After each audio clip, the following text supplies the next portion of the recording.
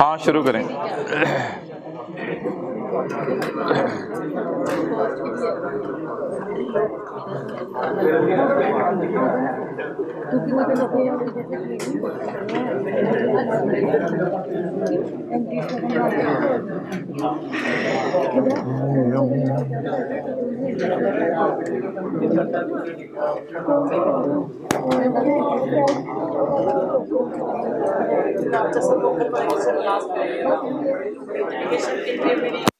कर लेते हैं।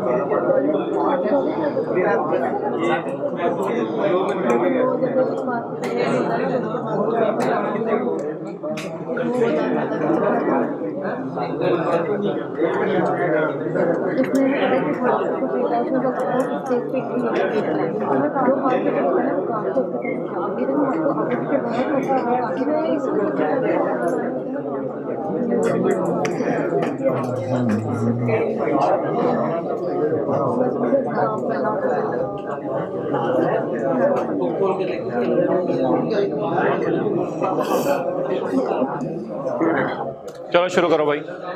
शुरू कर दिया हुआ है कब का? अच्छा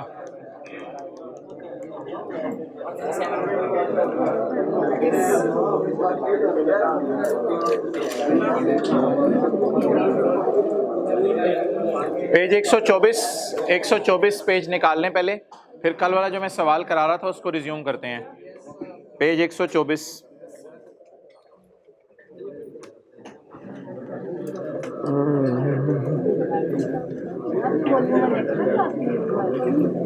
जी।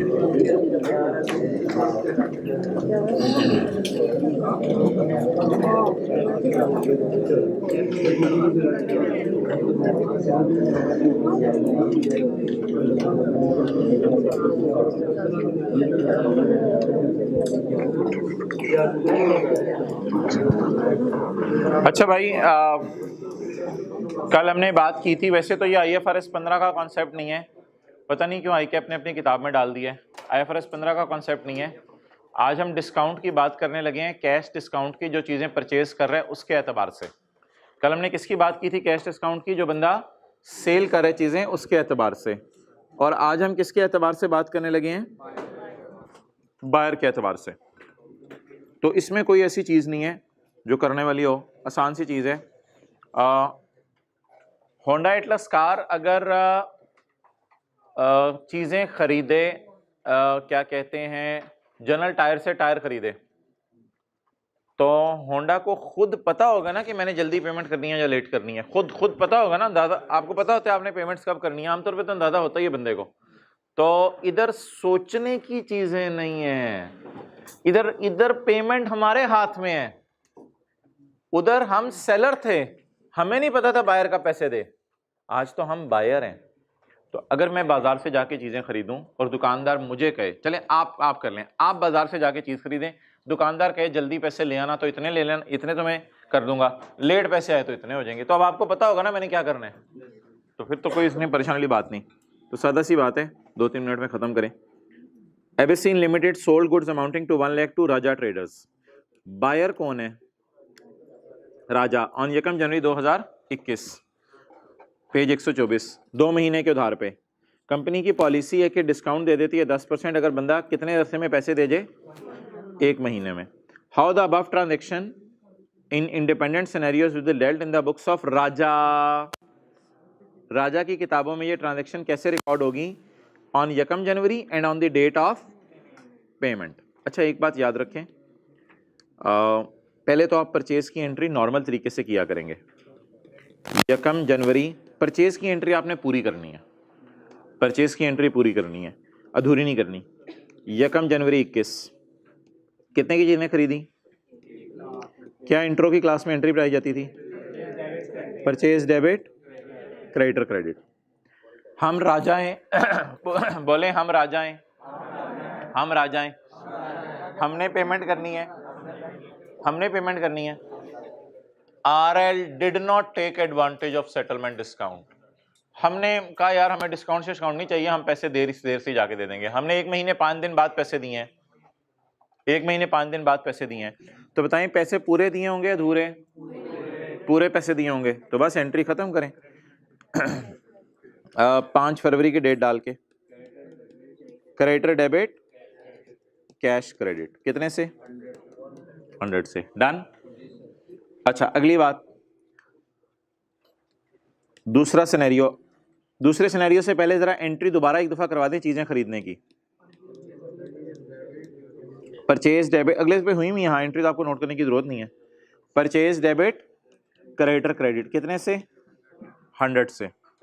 RL took the advantage of settlement discount bye paying on 17 जनवरी। हमने जल्दी पैसे दे दिए। अब बताएं अधूरी पेमेंट होगी या पूरी पेमेंट होगी? लेकिन लाइबिलिटी तो बुक की भी है 100 पे। या डिस्काउंट रिसीव्ड इनकम अकाउंटिंग से खत्म हो गया हुआ है, परचेज ही कम करनी है आपने। क्रेडिटर भाई अब ये पहले दुनिया में राय थी कि डिस्काउंट रिसीव्ड अदर इनकम में डालें, अब दुनिया ने ये खत्म कर दिया। उसने कहा परचेज बढ़ाओ परचेज कम करो, बात खत्म। पहले अकाउंटेंट्स डिफरेंट तरीके से सोचते थे, वो बुजुर्ग अकाउंटेंट थे, यंग अकाउंटेंट्स ने कहा नहीं खत्म करो। क्रेडिटर डेबिट जी बोलो 6 माह 17 दिन में पेमेंट कर दी ना, तो क्रेडिटर डेबिट कैश क्रेडिट अधूरा, और बाकी डिस्काउंट रिसीव्ड इनकम रिकॉर्ड ना करें बल्कि किसे कम कर दें? परचेज को कम कर दें, ताकि फाइनेंशियल स्टेटमेंट्स में परचेज 100 माइनस 10 एग्जैक्टली किस पे आए? 90 पे आए। अच्छा इसमें एक हिंट सुन लें मेरा। इसमें हिंट ये है कि पहली वाली एंट्री आपने हमेशा पूरी अमाउंट से किया करनी है, क्योंकि ना हमारा अपना इरादा बदल भी सकता है जल्दी पेमेंट करने का, लेट पेमेंट करने का, इसलिए पहली एंट्री ना आपने हमेशा पूरी अमाउंट से किया करनी है। दूसरी एंट्री डिपेंड करेगी आपने डिस्काउंट लिया या नहीं लिया। तो लिख दें दोनों सिनेरियोज में पहली एंट्री पूरी अमाउंट से किया करनी है, दूसरी सवाल बताएगा। पहली एंट्री पूरी अमाउंट से किया करनी है और दूसरी सवाल बताएगा।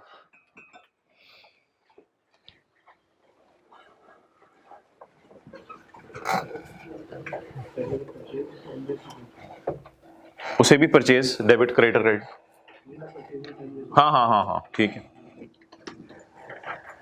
हाँ ये नॉट IFRS 15, IFRS 15 तो नहीं है ना, ये तो रेवेन्यूज, पता नहीं ICAP ने क्यों किताब में अपने डाला हुआ है। शायद इंट्रो में आपको पढ़ाया नहीं था ये कॉन्सेप्ट, डिफरेंट तरीके से पढ़ाया था, इसलिए अब सही करवा रहा है FA2 में। ओके मैंने फाइनल अकाउंट की किताब में भी कोशिश की है, पूरी किताब में जहां जहां डिस्काउंट रिसीव्ड इनकम आ रही थी अदर इनकम में, उसको उड़ा दिया है। अब डिस्काउंट रिसीव अदर इनकम में नहीं आ सकती, डिस्काउंट खत्म कर दिया। डिस्काउंट अलाउड डिस्काउंट रिसीव्ड, उसकी जगह परचेज या सेल जाएगी, और परचेज और सेल जीपी में जाती हैं, जीपी से ऊपर ऊपर। ओके कल जो सवाल कर रहे थे हम वो निकालें। Page number 139।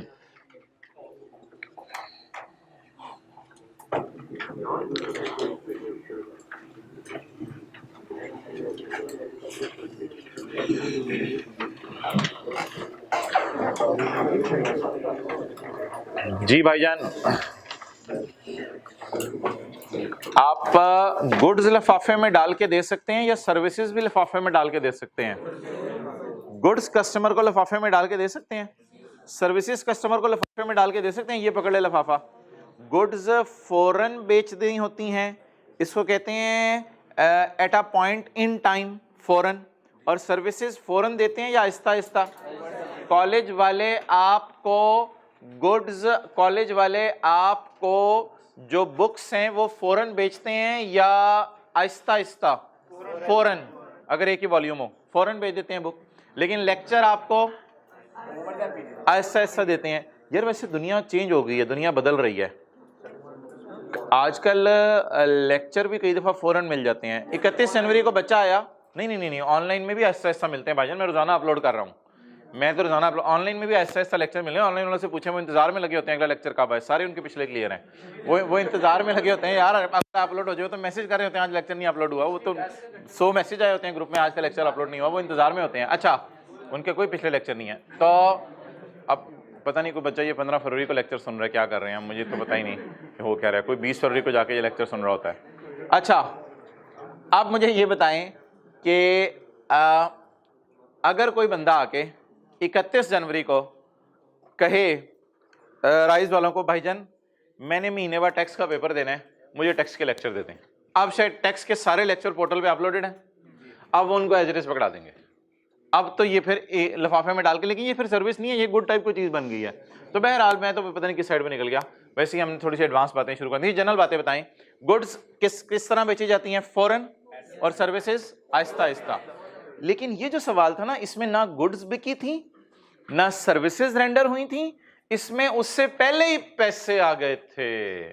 तो 10 अक्टूबर को पैसे आए थे और चीजें कब बिकी थी, 1 नवंबर को, और सर्विसेज कब रेंडर होंगी, नवंबर, दिसंबर, जनवरी, फरवरी, मार्च। डन। तो पैसे आने पे क्या एंट्री करनी है, चीजें बिकने पे क्या एंट्री करनी है, और 31 दिसंबर को 2 महीने की सर्विस देने पे क्या एंट्री करनी है। ये अल्लाह का शुक्र है कल हमने सारी कर ली थी। ये पैसे आने पे एंट्री, ये चीजें बेचने पे एंट्री, और ये सर्विस देने पे एंट्री। अब देख लेते हैं जी हमारे शहजादे अकाउंटेंट ने क्या किया। वो जो लाइन मैंने कल मिटाई हुई थी, the entire amount received as per contract was credited by GT to advance from customer account। गलती से उसने advance, the entire amount received was credited to advance from customer account। सारी अमाउंट उसने एडवांस फ्रॉम कस्टमर में डाल दी। आप बताएं जी, बिल्कुल टेंशन लेने की जरूरत नहीं है, मैं पहले शॉर्टकट से आपको समझाऊंगा। मेरा मशवरा है कि बिना सोचे इसको रेक्टिफाइंग एंट्रीज में डाल दें, बिना सोचे इसको रेक्टिफाइंग एंट्रीज में डाल दें। अगर आप कहते हैं नहीं तो फिर तफसीली बात सुन लें।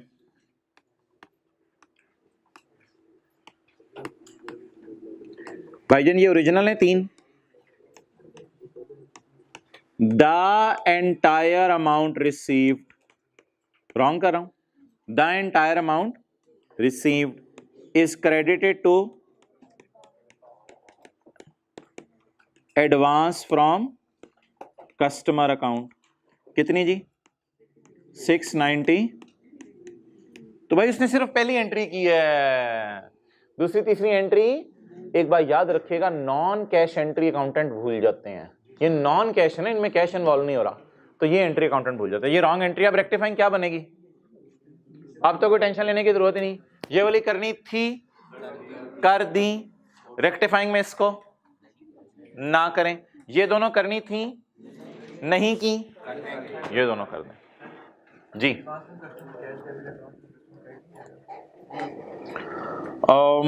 यार इस तरह कर लो, ठीक है। मुझे था कोई ना कोई ये बंदा सवाल पूछेगा। ये कह रहे हैं रॉन्ग एंट्री में लिखते हैं cash debit advance from customer credit. इस तरह करते हैं आप, फिर उसमें ऐसे कीजिएगा पेपर में, अकाउंट का नाम बदलने से इतना फर्क नहीं पड़ता जब नेचर सेम हो। Cash debit advance from customer credit इधर लिख देना, लेकिन फिर इधर भी एडवांस फ्रॉम कस्टमर लफ्स लाना, इधर भी एडवांस फ्रॉम कस्टमर लफ्स लाना, और इधर भी एडवांस फ्रॉम कस्टमर लफ्स लाना, और फिर रेक्टिफाइंग एंट्रीज में भी फिर यही लफ्स आपका यूज हो जाएगा। ओ छोड़ो, नहीं नहीं नहीं, इस चक्रों में ना पढ़ो, नेचर सेम है दोनों के। Advance from customer contract liability है same nature, these are slash, these are two names of a same nature of account. हाँ जी, नहीं, और शहजादे कॉन्ट्रैक्ट लायबिलिटी तो liability to provide services and liability to provide goods, इस पूरे को उठाया था ना मैंने। लायबिलिटी तो पहले दिन ही, जब पैसे देता है कस्टमर, ये जिंदगी में याद रखिएगा, जब भी कस्टमर पैसे एडवांस में दे जाए तो गाड़ी के देके जाएगा या सर्विसेज के देके जाएगा या दोनों के एडवांस पकड़ा के जाएगा, दोनों के एडवांस पकड़ा के जाएगा। Done, okay. अच्छा यार, आज 2 सवाल मैंने आपसे पूछने हैं जो आपने अपनी जनरल अंडरस्टैंडिंग की बेस पे देने हैं। आज के मैंने नोट्स नहीं बांटे क्योंकि आज के नोट्स का सिर्फ एक ही सफ़ा था, इसलिए नोट्स बांटने की ज़रूरत नहीं थी। अब 2 सवाल, हाँ यार एक सवाल, ओह यार ये क्या चक्कर है भाईजान, पैसे अभी आ रहे हैं, चीजें डिलीवर इधर हो रही हैं, तो वो जो इंटरेस्ट 10 दिन का, यार वो 1 मिनट, हमने एक चीज पढ़ी थी कल, ठहर जाओ।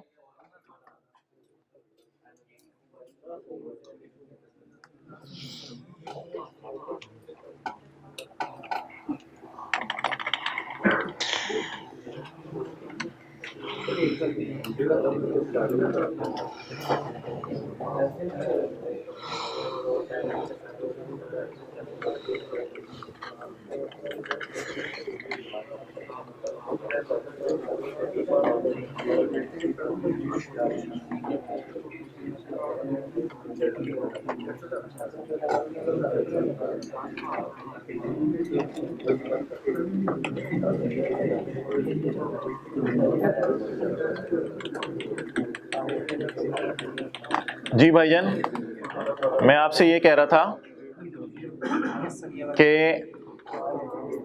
ये वाला सिनेरियो बन रहा है ना, पैसे आ रहे हैं यकम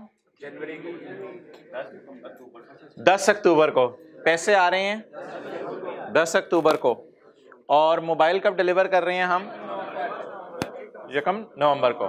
अच्छा, तो क्या ये इंटरेस्ट वाला सिनेरियो टाइप आएगा कोई? तो इंटरेस्ट वाला सिनेरियो आने की जरूरत नहीं है। पहली तो बात है इंटरेस्ट रेट नहीं दिया हुआ, और मेरे ख्याल से पैसे लेने के 10 दिनों में चीजें डिलीवर हो गई हैं, तो 20 दिनों में। तो आज एक नई स्लाइड, नोट्स, नई स्लाइड मैंने दी नहीं, कल आपको दे दूंगा, slide number 17। A contract with a customer would not have a significant financing component, यानी इंटरेस्ट वगैरह ना डालें, if the timing period is less than, अगर timing period less than 1 year है तो 10 दिन में पेमेंट होगा, 10 दिन के अंदर एडवांस आया, फिर 10-20 दिन के अंदर हमने चीजें डिलीवर कर दी हैं। तो अगर साल के अंदर अंदर कैश और चीजें हो जाएं तो फिर क्या इंटरेस्ट से खेलने की जरूरत है, या प्रेजेंट वैल्यूज वगैरह इग्नोर करें? तो ये सवाल हमने नॉर्मल तरीके से सॉल्व किया। Contract with a customer would not have significant financing component if the timing period is less then, so in this case you will not calculate the present value. और तो अगर साल से कम का अरसा है माय डियर, तो फिर प्रेजेंट वैल्यू फ्यूचर वैल्यू निकालने की जरूरत है या नहीं जरूरत? और वैसे भी अल्लाह भला करे, इस सवाल में इंटरेस्ट रेट भी वैसे गिवन नहीं था, अगर हमारे दिल में आता भी निकालना तो इंटरेस्ट रेट गिवन नहीं था, लेकिन ये बात असल नहीं है, असल ये है कि ये रूल पता होना चाहिए। डन? तो इधर तो देखें ना, इधर पैसे थे, इधर गुड्स थी, 2 साल का वक्फा था, इधर पैसे थे, इधर गुड्स, 2 साल का वक्फा। ओके,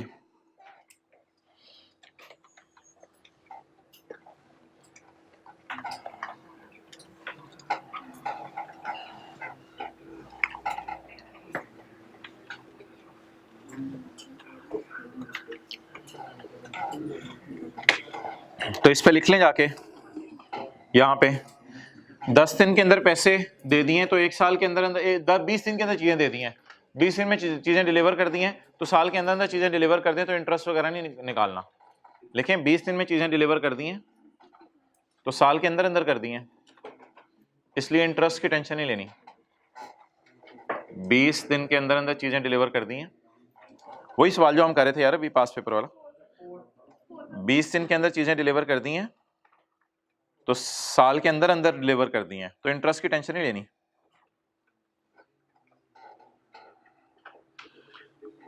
क्योंकि सिग्निफिकेंट फाइनेंसिंग कंपोनेंट होगा या इनसिग्निफिकेंट टाइप, इनसिग्निफिकेंट, तो इसलिए छोड़ें परे।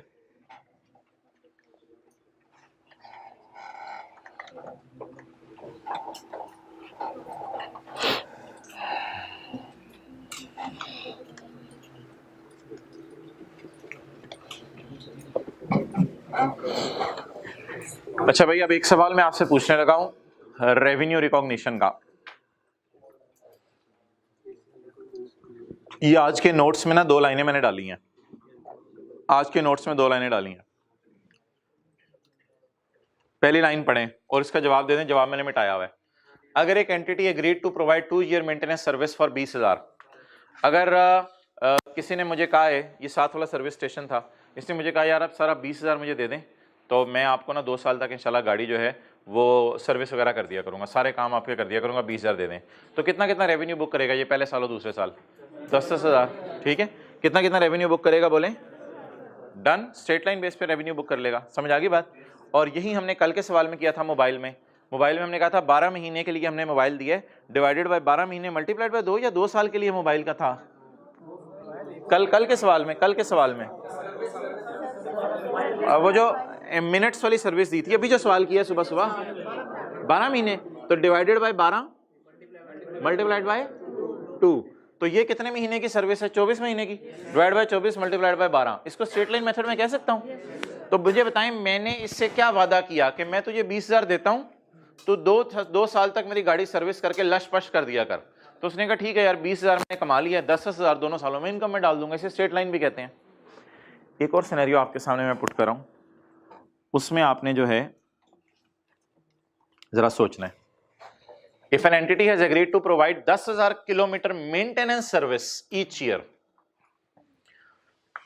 टोयोटा ने मुझे गाड़ी बेची, उसने कहा हर साल 10,000 किलोमीटर तक अगर तूने गाड़ी चलाई हुई ना, तो वो 10,000 किलोमीटर तक मैं गाड़ी चलाई, तो उस पर जो भी 1,000 2,000 किलोमीटर बाद कोई काम करवाने होते हैं वो मेरे पास ले आया कर।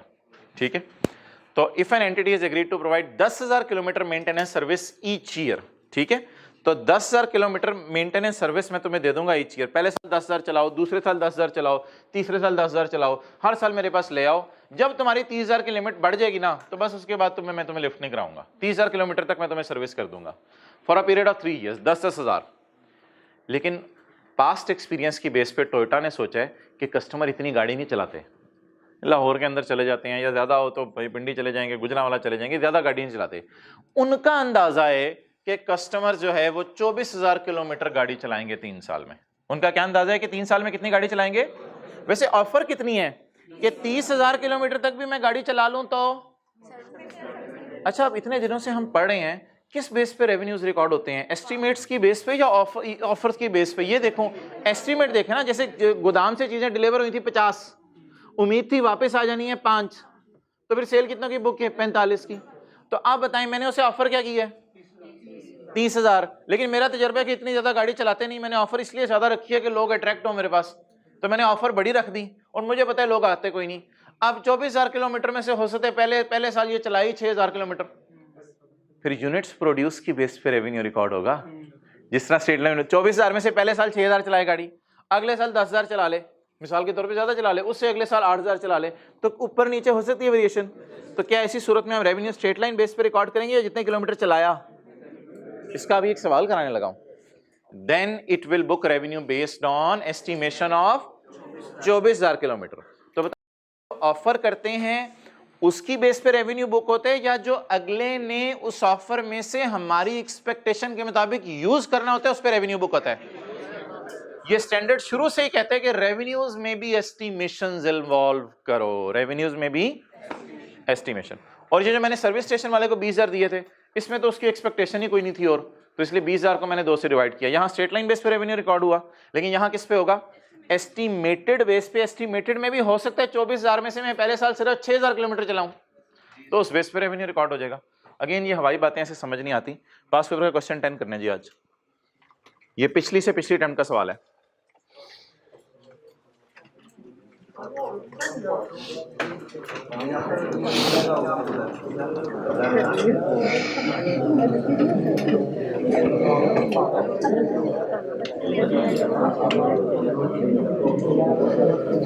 किधर है?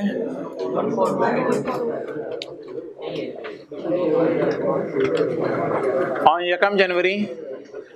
यार पेपर में कभी ऐसा सवाल आ जाया करे ना, कोवेसिन टेलीकॉम या फलां x company manufacturing selling cars, तो कोई लोकल कंपनी जहन में ले आया करें पेपर में, ताकि सवाल जरा आसान हो जाए। मिसाल के तौर पे यूफोन है ये, तो on 1 January Ufone announced a new annual promotion package. साल का पैकेज है, annual promotion package for its customers. The package comprises of a mobile phone, पहली परफॉर्मेंस ऑब्लिगेशन, तो हम एक मोबाइल देंगे। नंबर 2, फुल ईयर, क्योंकि प्रमोशनल एनुअल प्रमोशन है, full year unlimited on net calls. On net का मतलब है कि यूफोन से यूफोन, अगर मैं यूफोन की बात कर रहा हूं तो यूफोन से यूफोन तुम ऑन नेट कॉल्स करोगे 1000 मिनट पर मंथ एक मिनट पढ़ने दो। Full year unlimited, sorry, full year unlimited, on net calls unlimited करो, ये दूसरी परफॉर्मेंस ऑब्लिगेशन होगी।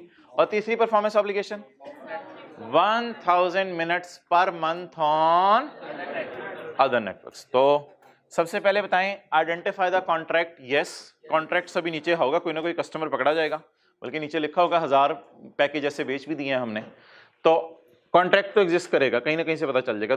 दूसरा स्टेप बताएं, आर यू सेलिंग, पहला स्टेप। दूसरा step, what are you selling? You are selling 3 goods. Number 1 may be services, may be goods, may be services, may be a combination of goods and services. तो 3 performance obligations को highlight कर लें। Mobile phone, हाँ underline कर लें, मैं जरा दोबारा इसको ओपन कर लूँ।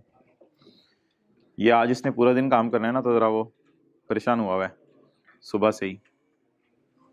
छड़ दो मैनू मोबाइल, तुसी सीए कर रहे हो, मैं नहीं कर रहा।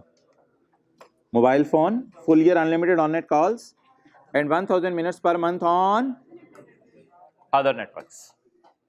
अच्छा, अगर 1000 मिनट की हमने उसे ऑफर की है कि अदर नेटवर्क्स के ऊपर कॉल कर ले, तो इसका मतलब है साल में ऑफर कितनी है? ऑफर के वो कितने 1000 मिनट बातें करेगा? पता नहीं बंदा है क्या है यार, इसको जूते मारो। हमने क्या महीने, अच्छा वैसे दिन में कितने मिनट होते हैं? चलो छोड़ो, बात लंबी हो जाएगी। तो कहते हैं महीने में तुम 1000 मिनट कान से फोन लगाए रखो, मैं बहुत खुश हूंगा। मैं तुम्हें ऑफर ये कर रहा हूं। और साल में कितनी मिनट? 12000 मिनट तुम जो है वो लगाए रखो कान से फोन अदर नेटवर्क्स पे। लेकिन अगर कोई यूफोन वाला तुम्हारा दोस्त है, फिर कोई मसला नहीं, 24 घंटे तुम जो है वो कहानी पे लगाई रखो। Full year unlimited on net calls. Package price is 11550 पर quarter, payable in advance on the first day of each quarter. ठीक है जी, तो पैकेज प्राइस हर क्वार्टर के शुरू में पे हो जानी है। अच्छा, एक चीज देखें यार, इनकंसिस्टेंसी सी आ गई। ऊपर एनुअल चीजें हैं, नीचे क्वार्टरली हैं। चलो कोई नहीं, इंशाल्लाह इन सबको एक ही पे ले आएंगे, क्वार्टरली को एनुअल पे ले जाएंगे ताकि सारी चीजें एनुअल हो जाएं।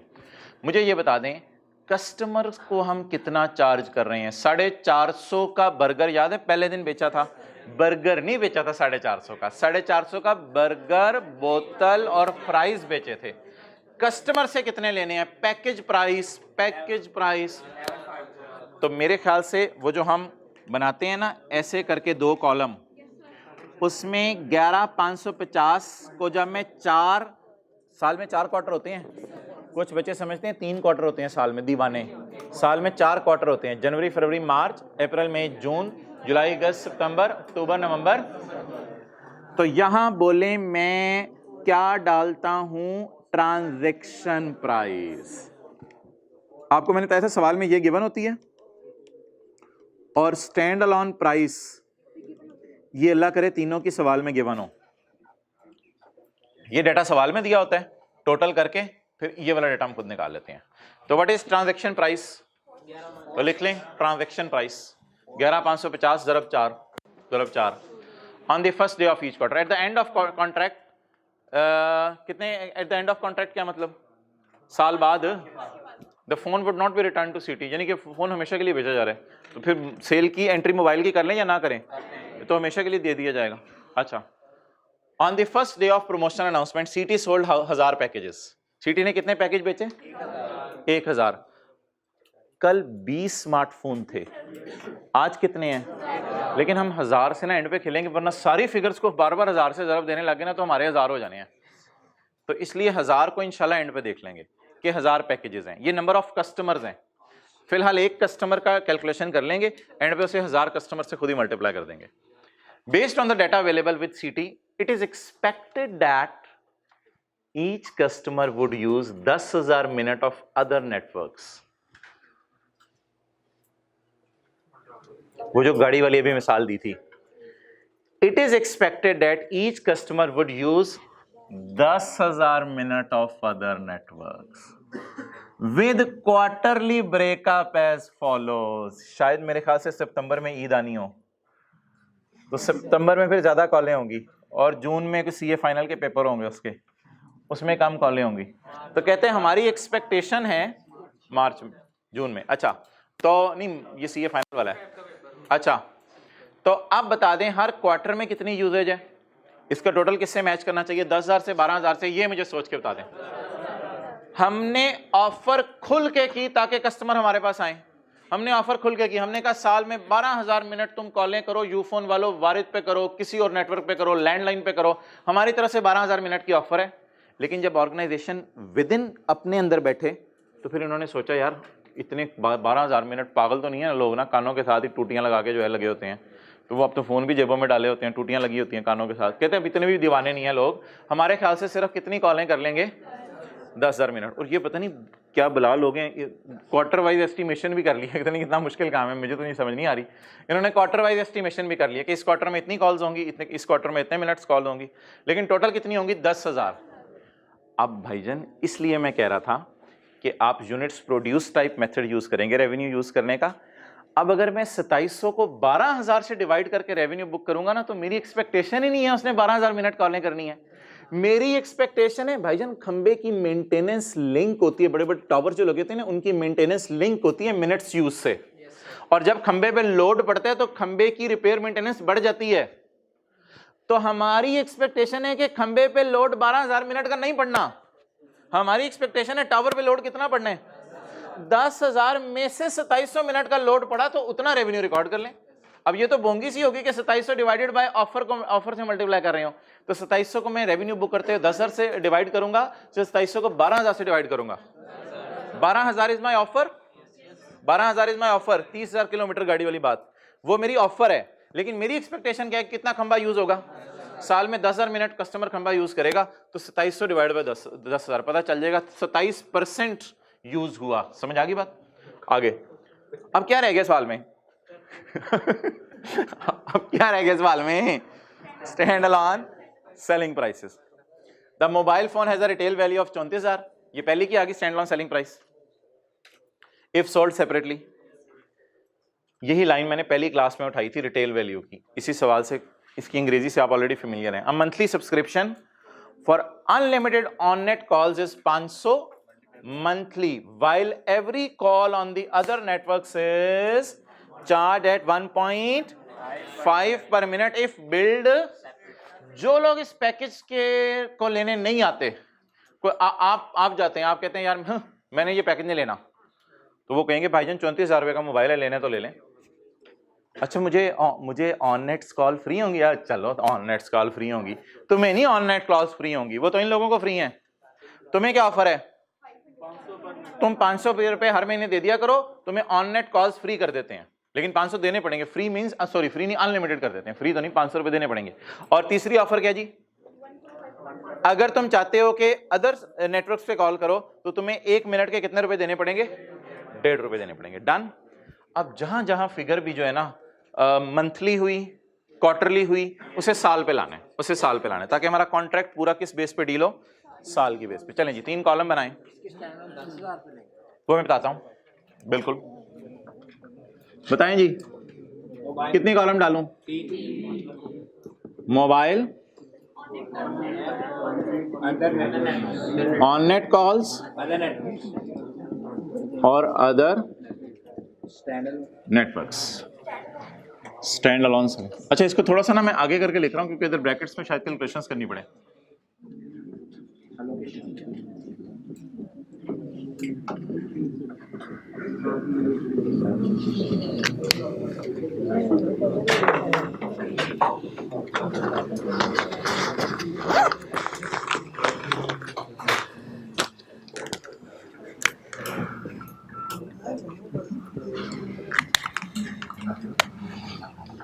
ट्रांजैक्शन प्राइस की एलोकेशन, यहां से शुरू किया करें भाई। ट्रांजैक्शन प्राइस कस्टमर ने कितने देने हैं पर, लेकिन पैकेज कितने अरसे के, साल का। ये पहला सवाल आया कि इसने हमें ट्रांजैक्शन प्राइस में भी क्वार्टरली दे दिया एनुअल की बजाय। 11,550 ज़रब 4 क्वार्टर्स इन ओवर ईयर 46। ये एक कस्टमर ने साल में देना है। सर आसिफ ने 46,200 रुपये बिल देना है साल का। ये साल का बिल है सर आसिफ का। उसके साथ इनको मोबाइल में मिल जाएगा, यूफोन पे कॉलें भी कर लेंगे और दूसरे नेटवर्क से भी कॉलें कर लेंगे। ये 46,200 रुपये साल का खर्चा एक कस्टमर का है। कस्टमर का खर्चा है और सेलर का रेवेन्यू। कस्टमर का खर्चा है ये 46,200, सेलर का रेवेन्यू। अच्छा अब मैंने क्या ढूंढनी है? Stand loss. The mobile phone, mobile phone में तो साल 2 साल के चक्कर में ना पड़े। मोबाइल फोन तो मोबाइल फोन है ना, सिंपल सी चीज है। 34,000।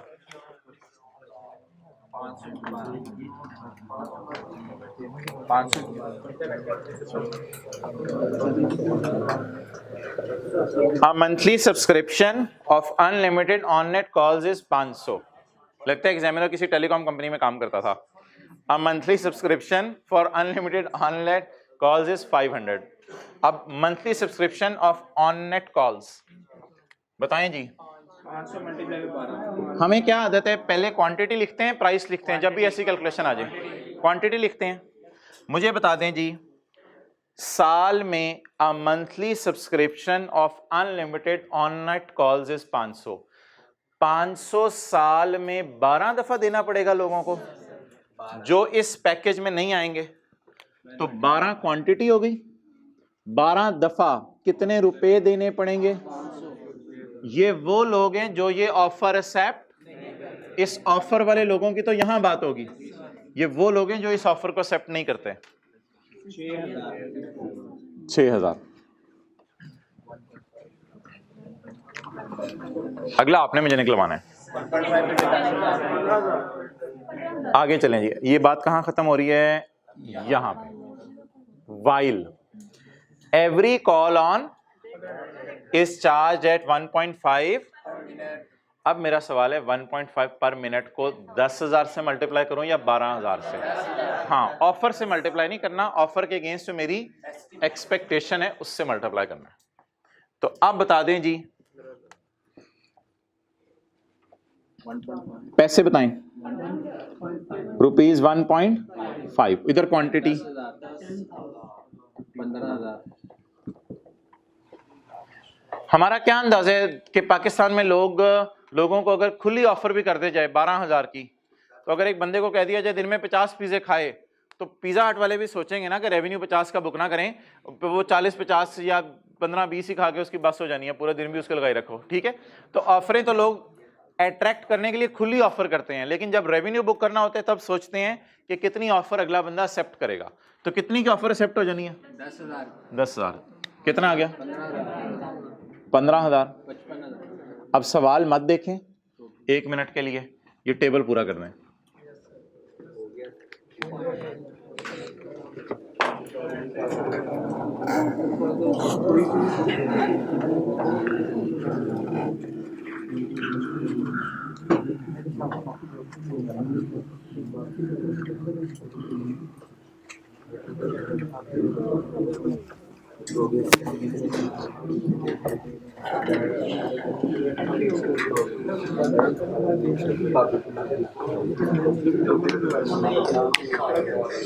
जी भाईजान 2850 5040 ठीक है। 55,000 अच्छा वैसे लोग पागल हैं, 55,000 वाली चीज 46,200 में मिल रही थी, लेकिन लोगों ने बस अपनी अकड़ में आके नहीं यार ये ऑफरें ऐसे ही करते हैं फंसाने के लिए लोगों को, तो बस हम नहीं ऑफर लेते, तो बेचारे इनको 55,000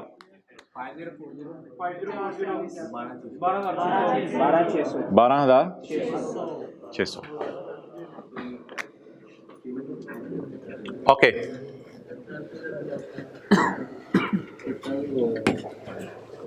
अब आप बता दें ईयर एंड दिसंबर के एतबार से, जून के एतबार से। आई गेम में वैसे दिसंबर और जून होता है, सितंबर ईयर एंड बहुत कम टेस्ट करता है। जो मार्च नहीं, 1 जनवरी को हमने स्कीम अनाउंस की है। Announcement date irrelevant, on first date of announcement now it is relevant. Announcement date irrelevant थी, लेकिन उसी दिन लोगों ने 1000 पैकेज बाय कर लिए, इसलिए अब अनाउंसमेंट डेट को गले लगाना पड़ेगा मजबूरन। तो अनाउंसमेंट डेट 1 जनवरी थी, तो 1 जनवरी तो हमारा ईयर एंड पता नहीं कब है, नहीं बताया। Compute the quarterly revenue to be recorded for January February March, for January February April May June. अच्छा मुझे बताएं जनवरी में हमने उसे क्या सर्विस दी है? As far as the first performance obligation is concern, जनवरी में उसे क्या दिया है? मोबाइल दिया है। जनवरी में उसे क्या दिया है? मोबाइल दिया है। ऑन नेट कॉल्स दी हैं, ऑन नेट कॉल्स दी हैं। और तीसरी चीज अदर नेटवर्क्स पे उसने पूरे साल में कितनी कॉल्स करनी है? जनवरी फरवरी मार्च वाला ये क्वार्टर है, उसमें से कितनी की? 2700। तो मेरे ख्याल से मोबाइल का रेवेन्यू फौरन बुक करेंगे पहले क्वार्टर में ही, ये अगले क्वार्टर में बुक नहीं करेंगे, क्योंकि मोबाइल लिफाफे में डाल के दिया जा सकता है, सर्विसेज लिफाफे में डाल के नहीं दी जा सकती। मैट्रिक आहिस्ता आहिस्ता करवाया जाता है, बच्चे को गाड़ी देनी हो फौरन दी जा सकती है। इसका रेवेन्यू भी आहिस्ता आहिस्ता बुक करेंगे। 2 लफ्ज़ याद कर लेते हैं ना, हम स्टैंडर्ड की टर्मिनोलॉजी से बाहर आ जाएं। रेवेन्यू फौरन बुक करते हैं या होली होली बुक करते हैं? होली होली का मतलब है आहिस्ता, तो इसका फौरन बुक करेंगे, इन दोनों का होली होली बुक करेंगे।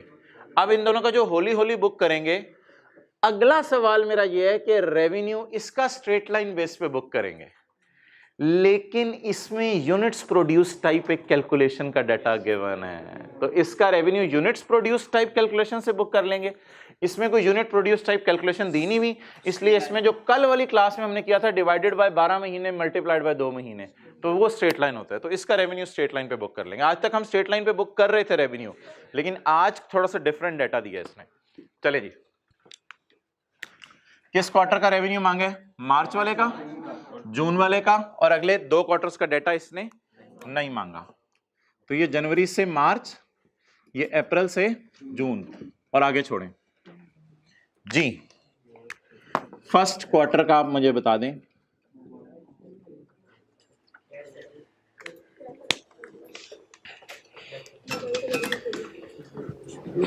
एंट्रीज नहीं मांगी उसने प्लीज, और अगर एंट्री बोली भी है तो एंट्री को वापस ले लें आप हजरात, क्योंकि क्या मांगे बोले? रेवेन्यू। डन, समझ आ गई बात? तो quarterly revenue to be recorded, not general entries. अच्छा जी यार प्लीज खुदा के लिए इसको तो छोड़े। मोबाइल का रेवेन्यू फर्स्ट क्वार्टर में 1 जनवरी को डिलीवर होगा मोबाइल, वो बुक कर लें। 28560 डन। आगे चलें जी।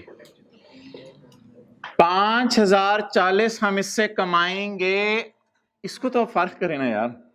5040 इससे कमाएंगे साल में, तो 3 महीने में कितना कमाएंगे? ये Holi wholly owned net calls की सर्विस देनी है या फौरन?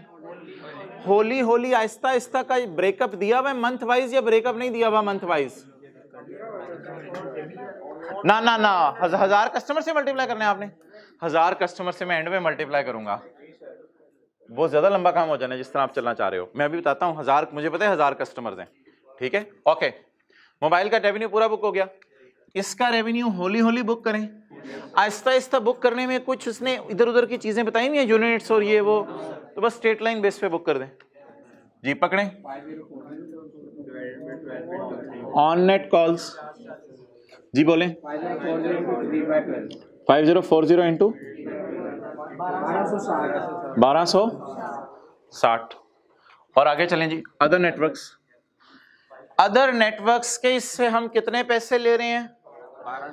12600 के लिए कितने मिनट खंबा इस्तेमाल होगा?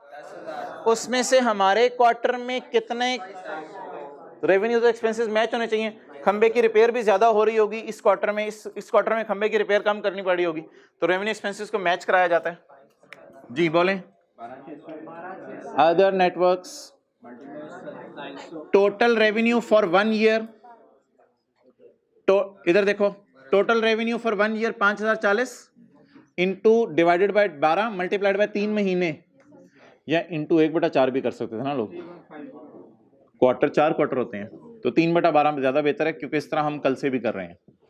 अच्छा, कितना रेवेन्यू साल का है अदर नेटवर्क्स का? 12,600। इस 12,600 में से मुझे बता दें कितने मिनट्स कॉल्स होनी है? 10,000 मिनट पूरे साल में होनी है। ये साल का रेवेन्यू, ये साल के मिनट्स मल्टीप्लाइड बाय हमारे क्वार्टर के मिनट्स, 27। तो ये यूनिट्स प्रोड्यूस टाइप की चीज हुई है। 3402 3402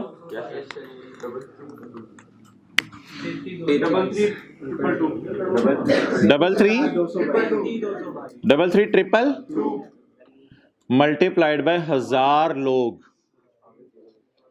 1000 लोगों ने ये पैकेज लिया ना, कल एंड पे मल्टीप्लाई 20 से किया था। 1000 लोग कर लो कोई मसला नहीं, ठीक है। रुपीज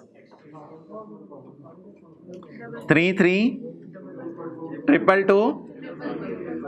ये कोई बड़ा ही काम है नेटवर्क्स वाला, खंबे भी बड़े बड़े लगाने पड़ते हैं। इकाई सैकड़ा हजार 10 लाख 10 लाख करोड़। तो करोड़ रुपया जो है वो हमने कमा लिया, 3 करोड़ रुपया। कितने लोगों से? 1000 लोगों से। लेकिन अभी से 3 महीने में ये कमाया, और आगे बड़े बड़े फिर इंस्टॉलेशंस भी हैं और खर्चे भी तो हैं बिजनेस के। अच्छा डन जी।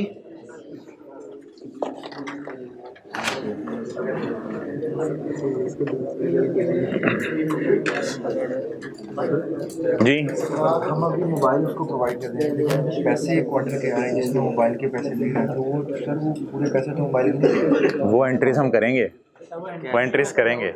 हाँ वो एंट्रीज करेंगे, क्या एसेट है क्या लाइबिलिटी है वो डिफरेंट होंगी जी। आगे चलें जी, अगला क्वार्टर, सेकेंड क्वार्टर। सर ये क्या हो रहा है? ऐसे हम करते थे, ऐसे तो हमने कभी नहीं किया था भाई। कल की क्लास में 2/12 किया, ऐसे भी हम करते थे, रेवेन्यू पूरे साल का निकाल के उसे एलोकेट करते थे। अब सेकेंड क्वार्टर में मोबाइल नहीं बेचेंगे, क्योंकि वो तो at a point in time फौरन डिलीवर हो गया या होली होली।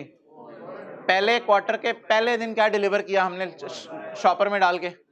अब सर्विसेज, अच्छा जी, ऑन नेट कॉल्स में मेरे ख्याल से कैलकुलेशन की जरूरत नहीं, टाइम सेव करें।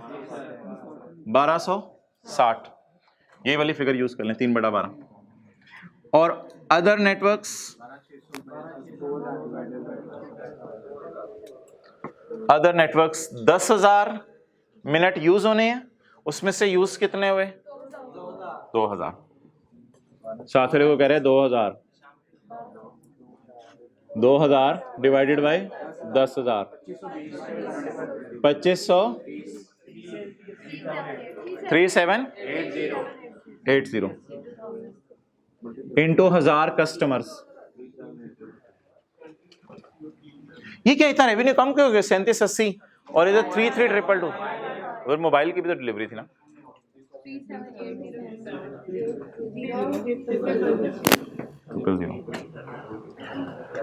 ऐसे सवालों में ना कोई 1-2 कैलकुलेशन गलत हो जाती है, मिनट्स गलत चुन लेते हैं या और कुछ हो जाता है, तो उसके 1-2 मार्क्स कट जाएंगे। बाकी ये पूरा फॉर्मेट अगर आप बना के आएंगे और कैलकुलेशंस करके आएंगे, इसके मार्क्स तो मिलेंगे आपको। तो इसलिए ये ना परेशान हुआ करें, ये चीज़ तो सवाल में ऐसे हो जानी थी, वो सबके साथ हो जाती है, वो आपके साथ नहीं होती सिर्फ।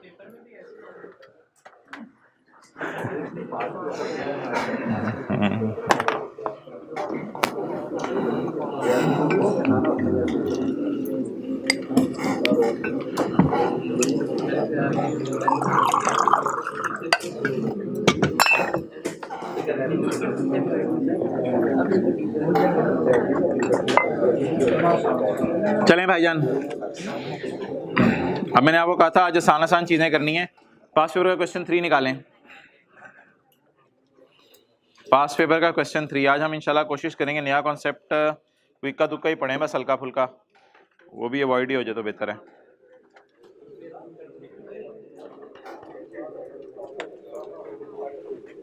असल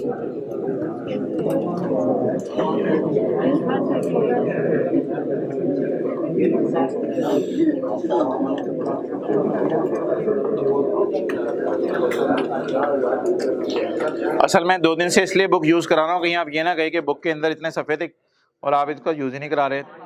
तो पास्ट पेपर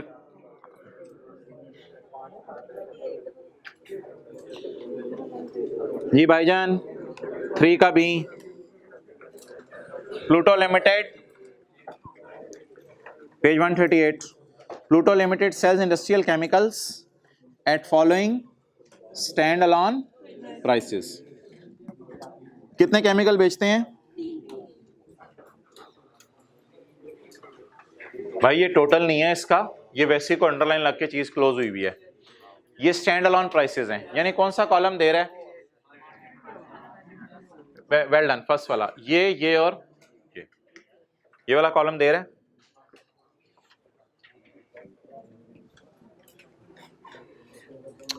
ओए होए होए होए होए होए,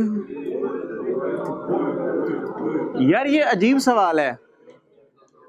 बर्गर, बॉटल, फ्राइज, हम तो समझे थे नीचे तीनों की प्राइस दी होगी इकट्ठा। वो कह रहे नहीं नहीं, मैं तो बोतल और फ्राइज भी कभी कभी बेच देता हूँ पैकेज बना के। कोई कहता है मुझे भूख नहीं लगी हुई, मैं कहता हूँ बोतल फ्राइज, कहता है दे दो। तो वो फिर आइसक्रीम के लिए जैसे जगह बन जाती है, चाहे पेट भरा भी हो बिरयानी से। अच्छा डन हो गया ये बात, जान लिया।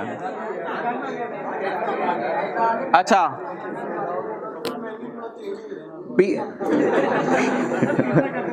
PL regularly sells each carton of C2 and each carton of C3 together with together, दोनों को इकट्ठे बेचते हैं। कितने के? 170 के। Calculate the selling price to be allocated to each product। अगर PL ऑफर करे 1 carton of each product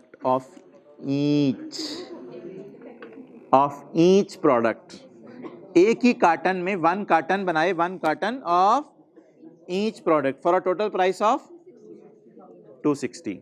अच्छा भाई इसमें मैं ये कहूँगा कि पहले ना बताएं, इस तरह का ना एक आपने जहन में स्केच बनाना है पेपर में। ये दोनों कितने के बिक रहे हैं? 170 के। तो थोड़ी देर के लिए ना पेपर में आपने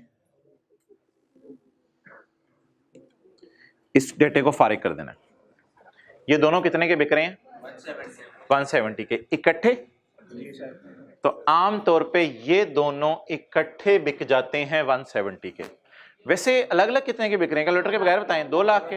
लेकिन ये अब इसको मैं कहूंगा स्टेप वन के तौर पे एक एलोकेशन कर दें इसकी इन दोनों में। फिर जो स्टेप 1 में फिगर्स आएंगी ना, उसको यूज करते हुए स्टेप 2 कर लेंगे। ट्राई करते हैं। एक सवाल मैं कराता हूं, अगला फिर आपने खुद करना है। चलें जी, टेस्टर।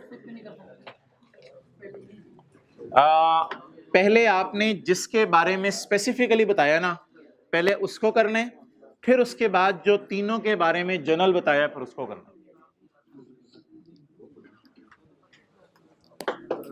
चलें जी, स्टेप 1 बताएं जी, डिस्काउंट तकसीम करें दोनों में। ये वाला डिस्काउंट तो कस्टमर इन दोनों को लेके भी ले सकता है ना। अगर इन दोनों को इकट्ठा कस्टमर ऑर्डर कर दे तो कस्टमर को ये डिस्काउंट तो ऑलरेडी मिल रहे हैं इन चीजों के ऊपर। तो 170 इस ट्रांजैक्शन प्राइस। अगर कोई क्या आके ऑर्डर करे, C2 और C3 इकट्ठे ऑर्डर करे तो 170 के मिलेंगे। 170 कर लेते हैं। इधर फिर क्या लिखूं? सिर्फ C2 C3। भाई अगले सवाल में गेम आगे चलनी है, इसलिए C2 C3 के साथ आ लिखा हुआ है। एक कार्टन इनका, लेकिन अगले सवाल में कुछ और भी हो सकता है। तो C2 और C3 अगर अकेले अकेले ना हो, इकट्ठे बंद पैक करके दे दिए जाएं तो 90 और 1,10,000 के नहीं मिलते। कितने के मिल जाते हैं? 170 के। ये तो हो गई टीपी, ट्रांजैक्शन प्राइस। अच्छा, ये फिगर हमें पता नहीं होती, ये फिगर सवाल से ढूंढे। 90 और 110। 93.5। अगर कोई कस्टमर मेरे से आके C2 C3 इकट्ठा खरीद ले तो क्या उसको इतने का मिलेगा? बिल्कुल, उसको तो सिर्फ 170 का मिल जाएगा ना। अब ये एक तरह की ट्रांजैक्शन प्राइस हमारी हो गई C2 C3 की एलोकेशन, लेकिन अब ये अगली डील के लिए ये स्टैंड अलोन बन जाएगी, ये स्टैंड अलोन बन जाएगी। वाई? क्योंकि इतना डिस्काउंट तो ये दोनों को इकट्ठे खरीद के भी ले सकता था ना, तो इसलिए इसको अब हम अगली कैलकुलेशन में यूज करेंगे। डन? आप बता दें मुझे, सवाल जिस तरह मैं बदल रहा हूं देखते रहिएगा ताकि आपके माइंड में एक इमेज बनता रहे। जी भाईजान, अब इस लाइन को मैं मिटा रहा हूं 170 को, और 170 को मिटा के 90 की जगह क्या लिखूं? 76.5, 93.5। अब मेरा शुक्र है सवाल आसान हो गया। अब क्या है, ईच प्रोडक्ट मैं बेच रहा हूं उनका एक ही कार्टन बना के फॉर अ 2। अब ये कितने का मिल रहा है? अब तो कुछ नहीं रह गया सवाल में। स्टेप 2,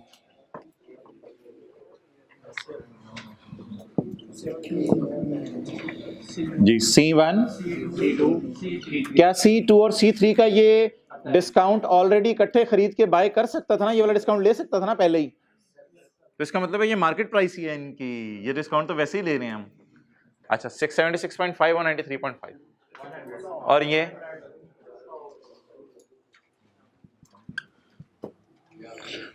इसके टोटल के चक्कर पे ना जाएं, पहले मुझे ये बताया करें। 260,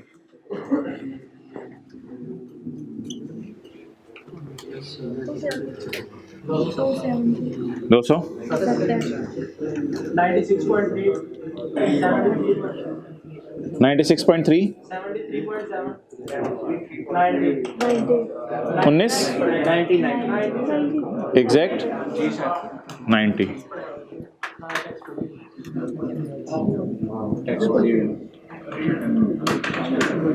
ये मैं जर्नल एंट्री कर रहा हूँ। हाँ, रिकॉर्ड नहीं है, जर्नल एंट्री नहीं रिकॉर्ड। 73.7। मैं अज्यूम कर रहा हूँ कि बेचे और कैश भी आ गया। 90.04 कहाँ से आ गया? देखो 73 टोटल नहीं बना, 260 बन गया।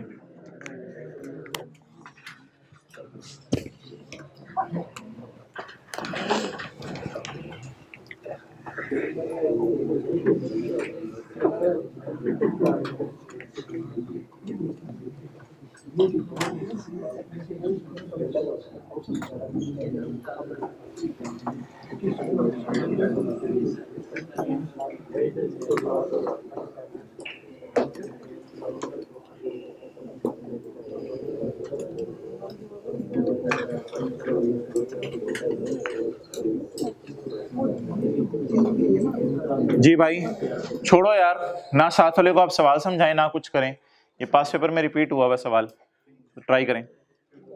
क्वेश्चन 9 का है, स्टूपा लिमिटेड। अच्छा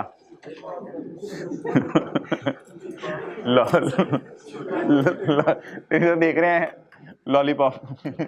अच्छा चलें, पॉइंट 2 नहीं पढ़ना भाईजान।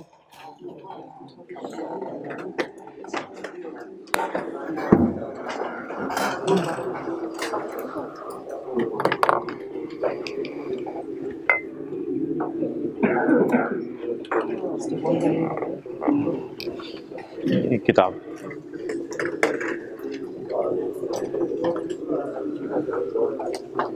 कर लें जी जल्दी से, फिर आगे मूव करते हैं।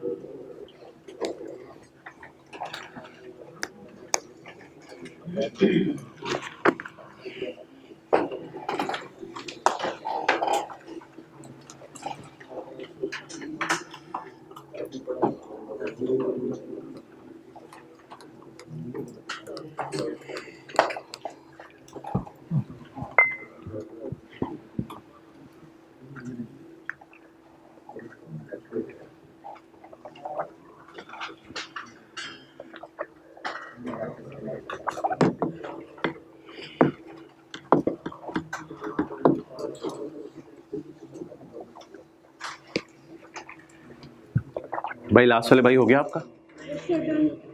चलें, गुड।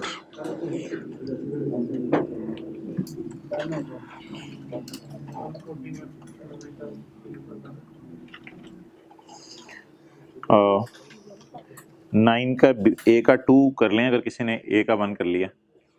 ए का 2 वैसे मैंने खुद कराना है, लेकिन ट्राई कर लें। अच्छा, कोई सर्कल सा बेशक जहन में लगा लें, किताब पे लगा लें पहले सोचते हुए। तो Stupa Limited sells electric products at the following standalone prices: heater, oven, fridge. SL offered to sell 1 unit of each. Each के ऊपर पेपर में लिख लीजिएगा E1, E2, E3, ताकि ये बात समझ आ जाए। SL offered to sell 1 unit of each of the above product for 90. देखिएगा भैया, ये बड़ा सर्कल है, छोटा सर्कल का डाटा पहले नहीं दिया, इसने बड़े सर्कल का डाटा दिया है। तो कहते हैं ये सारे मैं कितने के बेच रहा हूँ? 90 के। ये सारे मैं 90 के बेच रहा हूँ, बेचने की ऑफर की है। लेकिन आम तौर पे ना कभी कभी मैं ओवन और फ्रिज भी इकट्ठे बेच देता हूँ अगर कोई आ जाए। लेकिन अब तो क्योंकि आ गई हैं गर्मियां, तो लोग हीटर भी साथ लेने आ रहे हैं, इसलिए मैंने अब एक ओवरऑल पैकेज बना दिया है। लेकिन इससे पहले मैं ओवन और फ्रिज जो है ना इकट्ठे बेचता रहता हूँ। वो लोग आते रहते हैं, ओवन फ्रिज इकट्ठा खरीदते रहते हैं। कहते हैं आमतौर पे लोग E2 और E3 वैसे आके खरीदते हैं, वो मैं उनको 70 का दे देता हूँ। अब ये बड़ा सर्कल या छोटा सर्कल? छोटा सर्कल, छोटा सर्कल। कहते हैं ये दोनों मैं कितने के बेचता हूँ? आई थिंक जहन में आपके एक पिक्चर बन रही होगी। आप पहले क्या करें, पहले 90 से खेलें या पहले 70 से? 70 को खेल के पहले दोनों पे तकसीम कर देते हैं। वैसे ये देखें 70 भी सस्ता ही है, क्योंकि 80 वाली चीज आप 70 में बेच रहे हैं। It would be a wastage of time anyways. Calculations हुई हैं तो यही कर लेते हैं जी। नाम E2, E3 और उसके बाद E1, E2, E3 जी। ये दोनों इकट्ठे इकट्ठे कितने, अलग अलग कितने के बिकते हैं अकेले खड़े हो तो? अगर कोई कस्टमर अकेले लेने आए तो मैं उसे 30 का देता हूं, और ये चीज अकेले लेने आए तो उसे 50 के देता हूं। लेकिन अगर कोई कस्टमर कहे मुझे ओवन और फ्रिज दोनों चाहिए, फिर मैं उसे कितने का दे देता हूं? 70 का।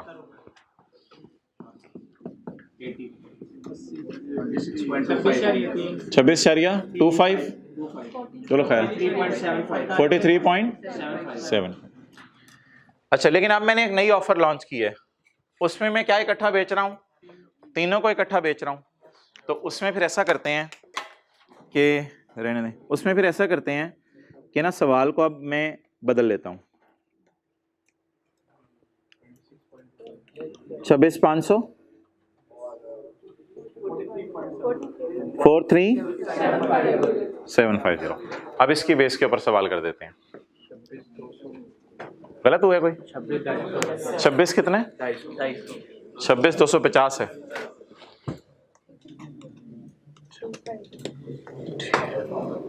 डन? बताएं जी। ट्रांजैक्शन प्राइस पहले ढूंढा करें। 90। ये आपको कभी पेपर में गिवन नहीं होगी, ये गिवन होगी। 26 इशारिया 42 इशारिया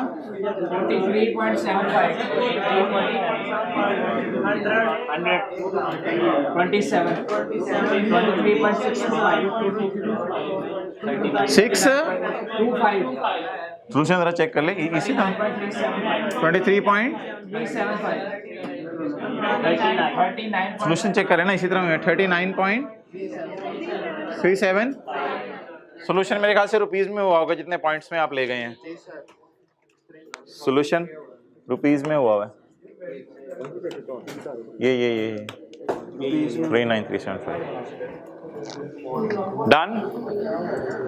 ले भाईजान, जबरदस्त चैलेंज आ गया। हमने एक नई स्कीम लॉन्च कर दी है।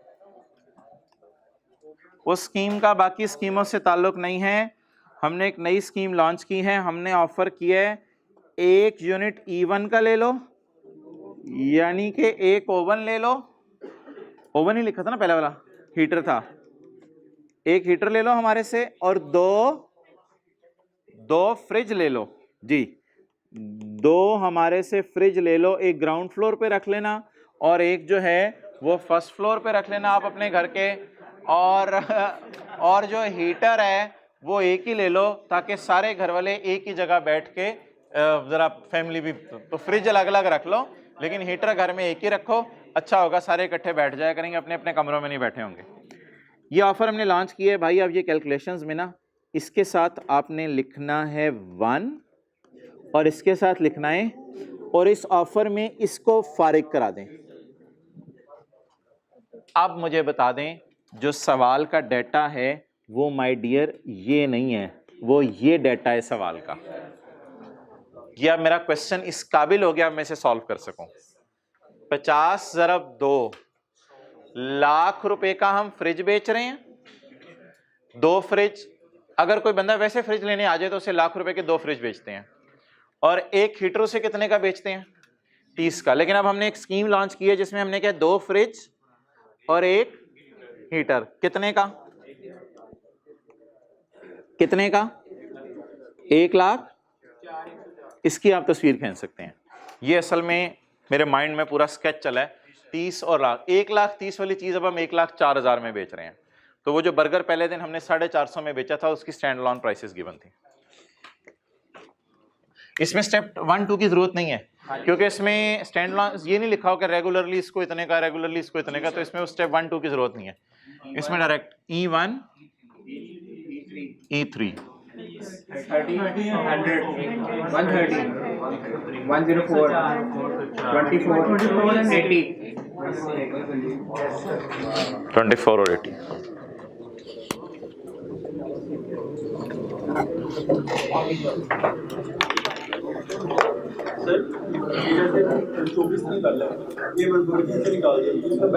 हाँ हाँ हाँ हाँ हाँ हाँ बिल्कुल, जैसे आप एग्जाम सेल बैलेंस ही निकालते थे टैक्स, ये वाला बैलेंस ही निकाल सकते हैं। 104/24 निकालिए, 80 बैलेंसिंग।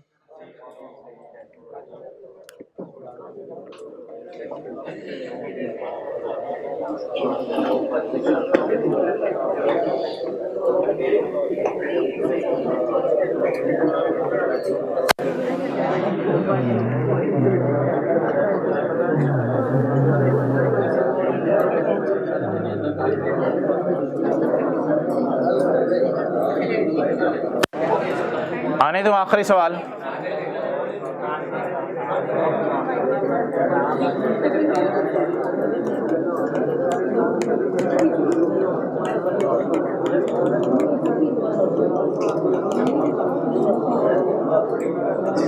आखिरी सवाल,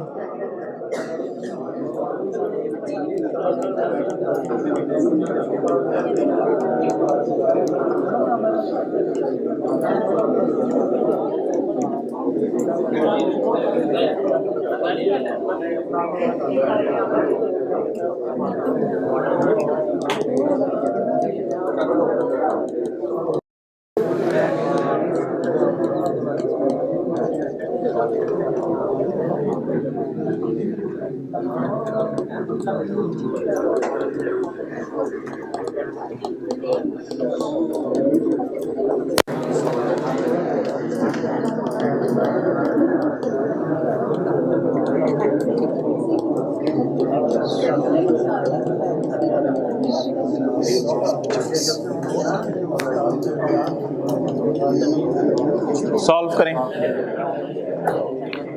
क्वेश्चन बाद में नोट करें, पहले सॉल्यूशन कर दें।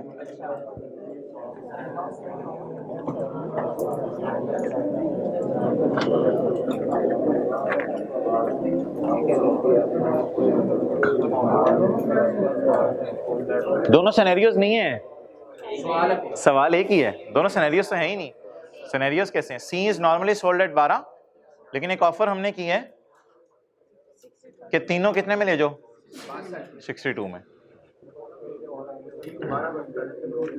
बड़ा मजे का सवाल है। हाँ, आपने एंड पे ना यार, पहले करेंगे तो करेंगे, ऐसे नहीं कहेंगे वो यार।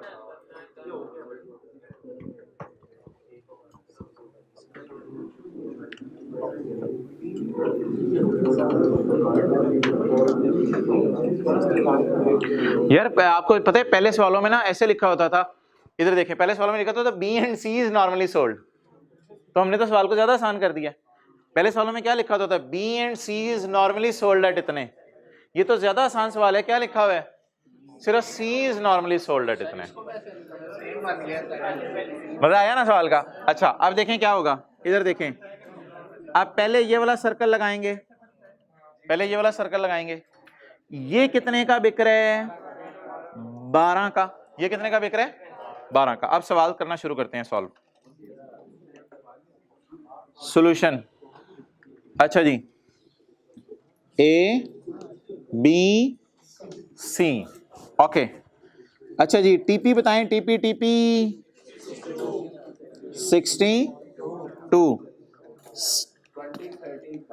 स्टैंड अलोन 20 और 12, टोटल। इसका मतलब है हमने जो ऑफर दी है उसमें ए बी में कोई डिस्काउंट नहीं दे रहे, हम बड़े तेज बंदे हैं, हमने जो ऑफर दिया है उसमें ए बी बिकवाना है, डिस्काउंट कोई नहीं देना। अगर कोई अक्लमंद बंदा होता उसे समझ आ जाती कि भाईजान ए बी में डिस्काउंट ही नहीं ये लोग दे रहे, तो लेकिन हमें तो अक्लमंद नहीं पता है, हमें तो ये कैलकुलेशन करके पता चल जाएगा बस। अब एलोकेशन कर लें, आपकी मर्जी है, जवाब यही आएगा 20, 30 और 12।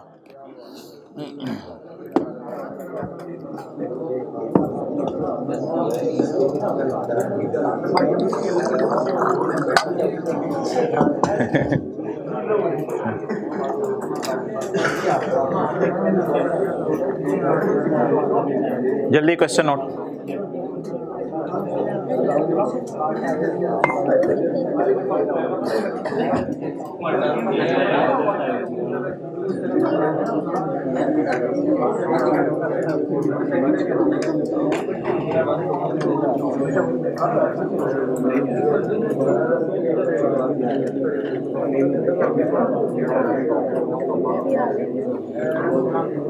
अगला आन दें, अगला सवाल।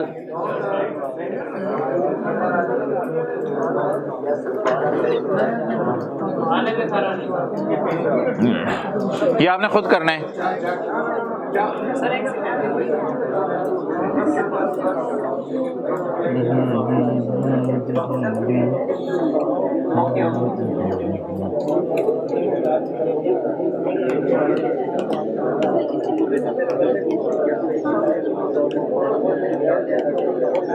जी भाईजान, सवाल में इंटरेस्ट लीजिएगा साथ साथ। An entity sells 2 products.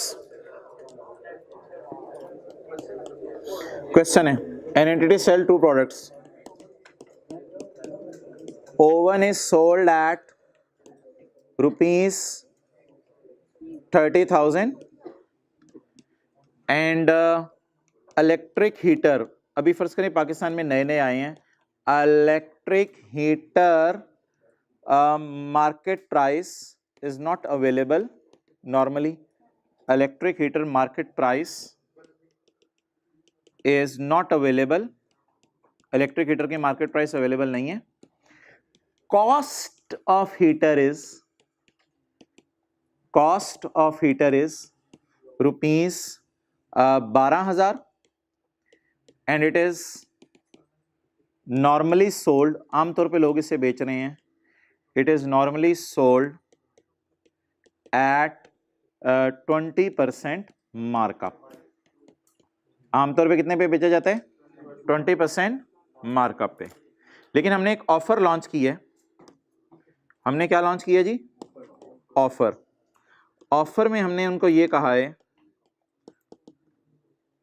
Offer में ये कहा है बोथ, बोले बोथ सोल्ड एट रुपीज 36,000। हमने क्या यार, कोई ऑफर में अगर आके लेना चाहे ना, दोनों 36,000 के मिल जाएंगे।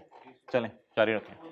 TP TP TP TP TP कितनी, एक की stand lawn selling price available है, दूसरे की मेरे ख्याल से आप निकाल लेंगे यार। चलें बस सवाल सॉल्व करें, खत्म करें सवाल को। यार ये वाहिद ऐसा सवाल है जिसमें सेलिंग प्राइस ही एक प्रोडक्ट की मिसिंग है। सेलिंग प्राइस मिसिंग है ना एक प्रोडक्ट की, निकल सकती है माशाल्लाह।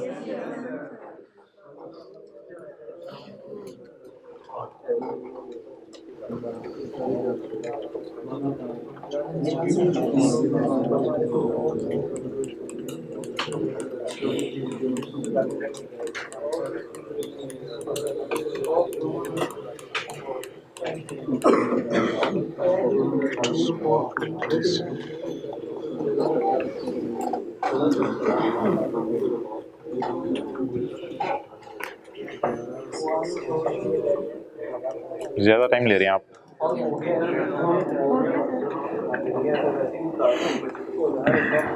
अच्छा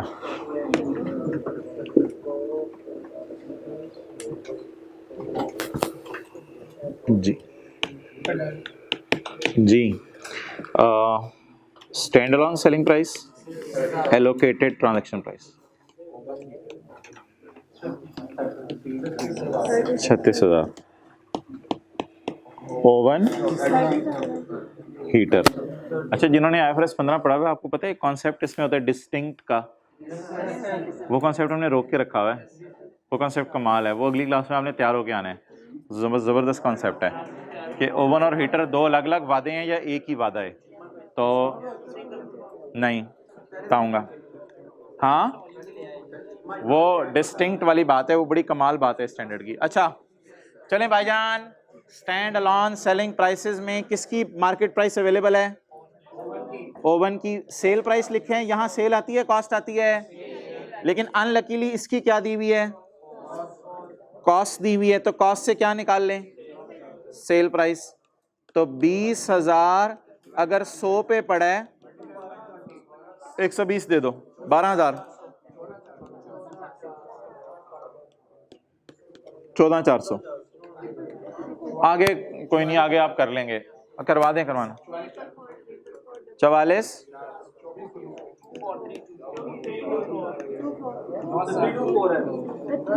आगे 243 6 66 कर देना, 7 भी कर सकते हैं, कोई मसला नहीं। 11 6 7 6। क्या हुआ? 14,400 समझ आ गया कैसे निकला? आगे कुछ भी नहीं है, आने दे अगला, आने दे आने दे।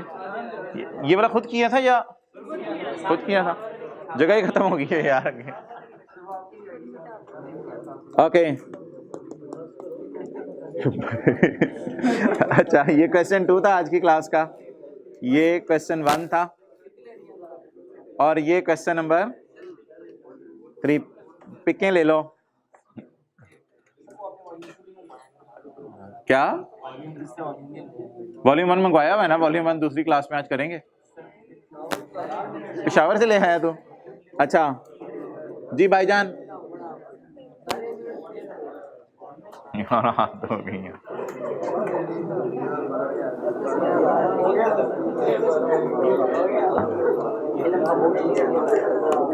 We are selling 3 products.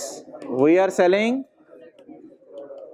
number 1 printer for rupees 6,000, a computer for rupees 9,000। कोई अजीब सी चीज बताएं। सिक्योरिटी कैमरास फर्ज करें पाकिस्तान में नए आए हैं, security camera price is not available, market में भी अवेलेबल नहीं है, is not available in market. Offer offer offer offer क्या आई है जी? ऑफर क्या आई है जी? ऑफर ये आई है भाईजान, बाय, या हम अपनी तरफ से बात करें, offer is we are selling all या each, we are selling all, हर एक को बेच रहे हैं, फॉर रुपीज फॉर रुपीज 17। हम सारी चीज़ें 17 में बेच रहे हैं, 17 नहीं वो फिर गड़बड़ हो जाएगी, फॉर रुपीज 20। चलें जी सॉल्व कर दें। आप शुरू करें ना, फिर खुद फंसेंगे और खुद कोई हल सोचेंगे। शुरू तो करें ना, सवाल शुरू तो करें। कुछ कर नहीं सकेंगे यहाँ पे और आप कहेंगे अच्छा चलो फिर मजबूरन यही कर देता हूँ, वो शुरू करेंगे तो समझ आएगी। यार इसकी कॉस्ट और मार्कअप परसेंटेजेस भी मार्केट में अवेलेबल नहीं है। मसला ये है, मजे की बात है, इसकी मार्कअप परसेंटेजेस भी मार्केट में अवेलेबल नहीं है, क्योंकि पाकिस्तान में कोई लोग बेच ही नहीं रहे। बिल्कुल नई चीज़ है, ना मार्कअप परसेंटेजेस अवेलेबल है, ना सेल प्राइस अवेलेबल है। बस मैं दुबई से आ रहा था तो मैंने सिक्योरिटी कैमरा डाल लिया, मैंने कहा पाकिस्तान में बेच दूंगा किसी को। ना मार्केट में बिक रहा है और ना इसका मार्कअप मार्जिन का परसेंटेज अवेलेबल है। अब तो बिल्कुल डेडलॉक हो गया। अब टीपी बताएं। टीपी हमने कोशिश की सॉल्व करने की ऐसे, हमने कोशिश की सॉल्व करने की ऐसे कि हम इसका आंसर लिखें और आंसर लिख के बोलें क्या लिखें, यहाँ पे प्रिंटर, यहाँ पे कंप्यूटर और यहाँ पे सिक्योरिटी कैमरा, और स्टैंड अलोन सेलिंग प्राइस ये आ गई और ये एलोकेशन आ गई। हमने सोचा था करेंगे ऐसे सॉल्व, यहाँ लिखेंगे 20 और यहाँ लिखेंगे 6 और यहाँ लिखेंगे 9, लेकिन सवाल आगे नहीं चल सका। तो सवाल आगे नहीं चल सका तो बस चलाने की ज़रूरत ही नहीं यार, ख़त्म करो सवाल को। जो 20 है उसको इधर ले आओ और ख़त्म करो, सवाल आगे चल ही नहीं सकता। तो इसको क्या निकाल लो, बैलेंसिंग कितना, और इसको स्टैंड अलोन प्राइस भी लिख लो स्लैश एलोकेटेड। स्टैंड अलोन भी यही है, एलोकेटेड भी यही है, मजबूरी है ना, क्या करें। ये कोई ऐसी बला चीज होगी जो फिर मार्केट में शायद अवेलेबल ही नहीं है और कोई बेच ही नहीं रहा। हाँ बिल्कुल, सारा डिस्काउंट सिक्योरिटी कैमरास पे आके गिर गया। बिल्कुल सही नतीजे पे पहुंचे हो, एक्सेलेंट, आई रियली अप्रिशिएट। सारा डिस्काउंट अगर था भी तो वो सिक्योरिटी कैमरे में ही गिर गया आके। इनको हमने मार्केट प्राइसेस पे ही बेचा।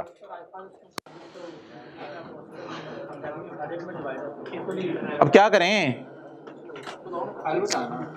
ओए होए होए होए होए होए होए होए होए। क्वेश्चन नंबर 4 ये भी खुद ही करेंगे, ओके, क्योंकि मैंने आपको कहा था आज होमवर्क शायद मैं ना दूं, इसलिए ये इस सवाल को भी खुद ही ट्राई करें।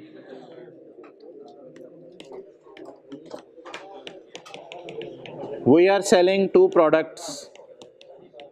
We are selling 2 products. अच्छा जी, computer and special type of printer, जिसे आवाज़ दो तो प्रिंट आ जाता है। भाई मेरे कंप्यूटर में जाके माइक्रोसॉफ्ट एक्सेल की फला फाइल का प्रिंट दो, दर दर दर दर दर प्रिंट निकालने लग जाता है। एक इस टाइप का हमारा कोई प्रिंटर है, ठीक है जी। तो computer is sold at rupees 40,000। Computer is sold at rupees 40,000।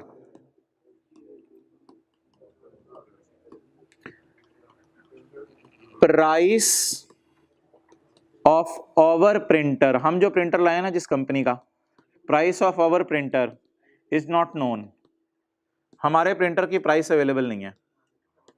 However हमारा प्रिंटर शायद HP का हो जो हम बाहर के मुल्क से लाए हो, तो हमारे प्रिंटर की price available. However in market competitors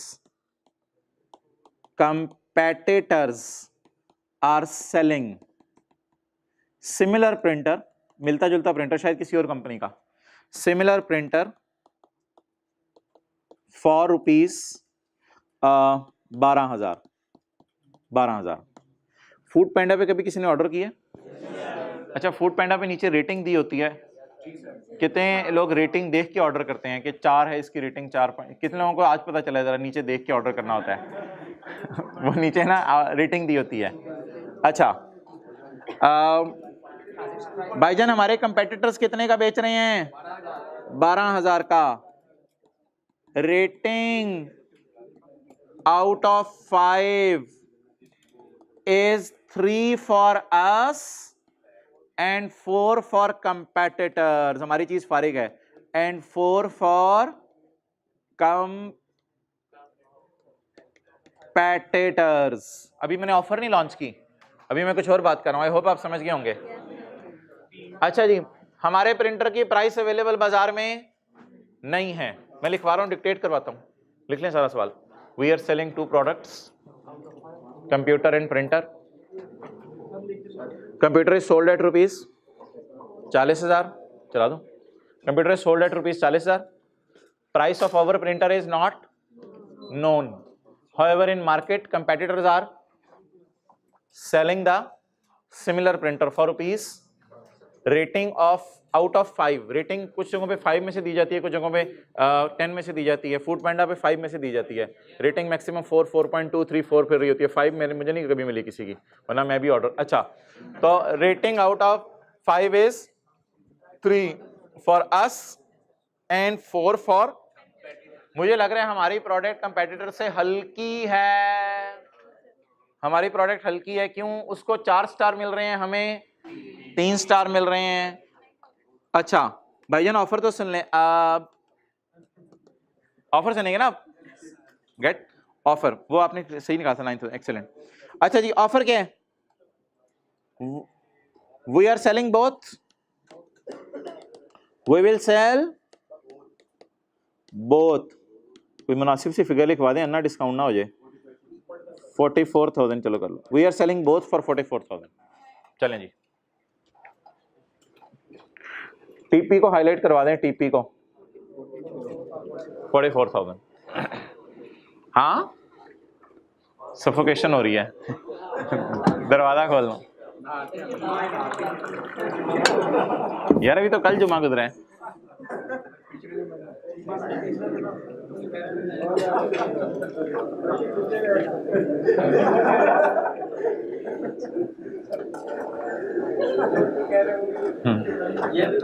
हाथ खड़ा करें, सॉल्व कर लिया तुम, वेल डन।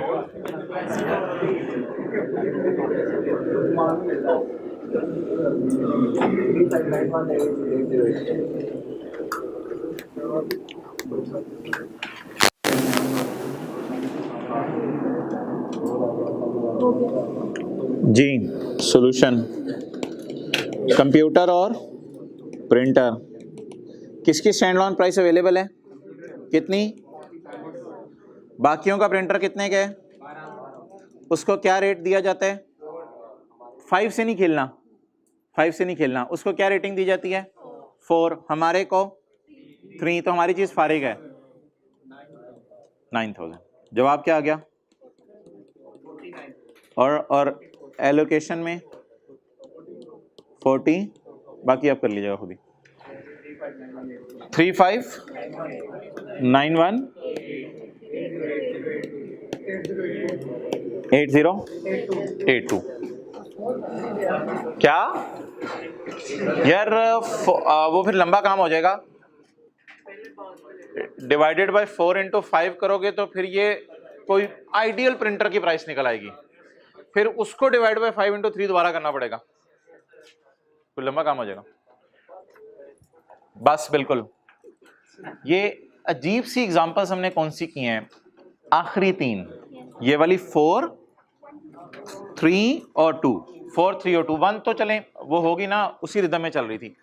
अब 4, 3 और 2 अप्रोचेस के स्टैंडर्ड में कोई ना कोई नाम है, वो नाम मैं आपके सामने रखने लगा हूं। अब आपने वो मैच करने, ये किस क्वेश्चन में किया, ये किस क्वेश्चन में किया और ये किस क्वेश्चन में किया। किताब पे सफ़ा है,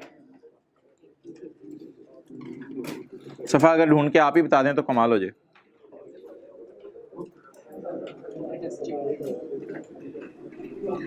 पेज 105, हेडिंग पढ़ें, हेडिंग। स्टेप 4 आज हमारा मुकम्मल हो गया है। लर्निंग ऑब्जेक्टिव 5 किताब का स्टेप 4 हमारा मुकम्मल हो गया, अल्लाह का शुक्र है। ये वाहिद स्टेप है जो मैं कह रहा हूँ मुकम्मल हो गया है। कॉन्ट्रैक्ट वाला भी मुकम्मल हो गया हुआ स्टेप 1, ये स्टेप 4 भी मुकम्मल हो गया। 2, 3 और 5 हमारे रहते हैं, अभी थोड़े थोड़े किए हुए हैं, अभी मुकम्मल नहीं हुआ। Allocate the transaction price to the performance obligation. The entity allocates at contract inception. Contract transaction जैसे ही शुरू होगा, ईच पीओ को relative stand alone selling price की बेस पे कॉन्ट्रैक्ट शुरू होते ही एलोकेट कर दिया करेंगे। यार ये स्टैंडर्ड के नीचे ना एक अपेंडिक्स दी होती है, अपेंडिक्स का ऑपरेशन नहीं, स्टैंडर्ड से नीचे एक अपेंडिक्स दी होती है जहां डेफिनेशन दी होती है स्टैंड अलोन सेलिंग प्राइस की। Stand alone selling price fair value type चीज होती है। A standalone selling price is the price at which an entity would sell a promised good or services separately to a customer, अकेले customer को जो चीज बेचें। Allocation of discount की discussion करने की जरूरत नहीं है। मुझे बता दें भाईजान, ये 3 अप्रोचेज हैं, इसके सवाल बता दें कौन कौन से हैं, अंग्रेजी पढ़े बगैर। Adjusted market assessment approach, expected cost plus margin approach, बची कुची अप्रोच, रेजिडुअल अप्रोच।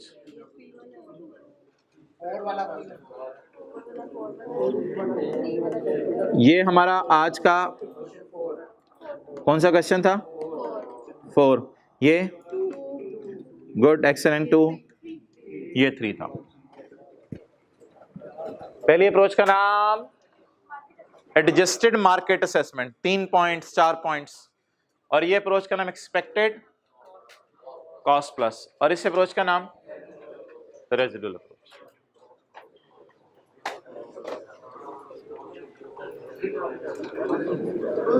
ओके खत्म यार।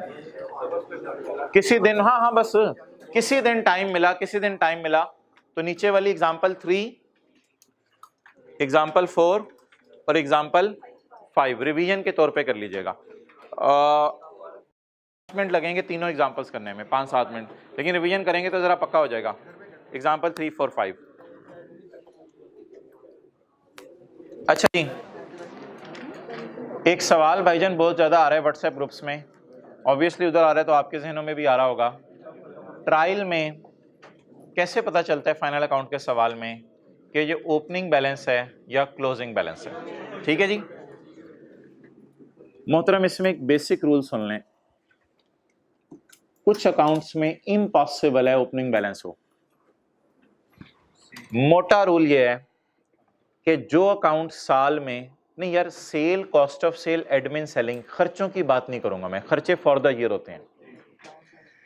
एसेट्स और लायबिलिटीज पड़ी होती हैं ट्रायल में, कुछ मैं कह देता हूं क्लोजिंग है, कुछ कह देता हूं ओपनिंग है।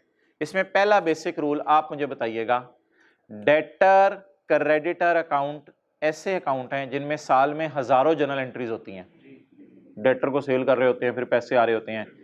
इम्पॉसिबल है कि इसका ओपनिंग बैलेंस हो। डेटर और क्रेडिटर का हमेशा कौन सा बैलेंस होता है? क्लोजिंग बैलेंस होता है। कुछ अकाउंट्स ऐसे हैं जो साल पूरा उदास रहते हैं, ऐसे बैठे रहते हैं, साल का एंड आता है, आप अकाउंट ऑप्शन का अकाउंट को उठाते हैं, उठ क्या हुआ 31 दिसंबर आ गया, हाँ 31 दिसंबर आ गया, उठ क्यों ना आया है, डेप्रिसिएशन आ रही है, पूरे साल की डेप्रिसिएशन आ रही है, आने दो मेरे पास। अकाउंट ऑप्शन का अक्सर ओपनिंग पड़ा होता है, अक्सर ओपनिंग, पूरी बात सुनते रहिएगा, अक्सर ओपनिंग पड़ा होता है। डेफर टैक्स का अकाउंट इसी तरह सोया होता है, अकाउंट ऑप्शन के साथ ये सोया होता है। डेफर टैक्स का अकाउंट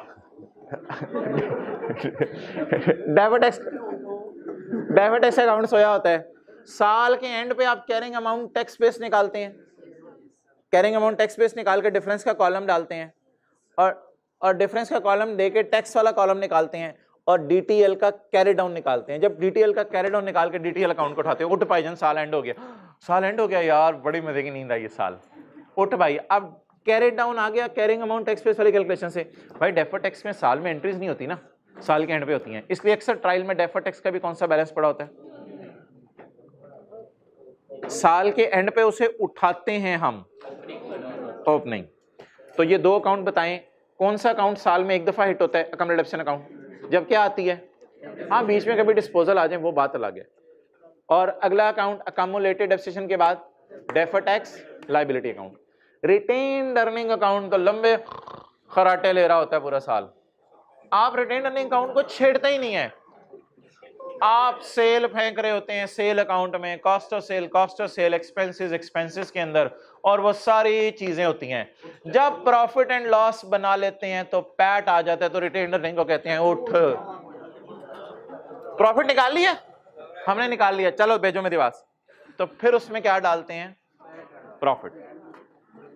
अब इन तीनों के बारे में कुछ डिफरेंट तरीके से मैं बात करने लगा हूं। अकाउंट रिडक्शन अकाउंट मैंने जनरल रूल आपको बता दिया है, इंट्रो की क्लास में प्रोविजन फॉर डाउटफुल डेट का अकाउंट भी होता था, क्योंकि वो साल के एंड पे आप कैरी डाउन निकालते थे।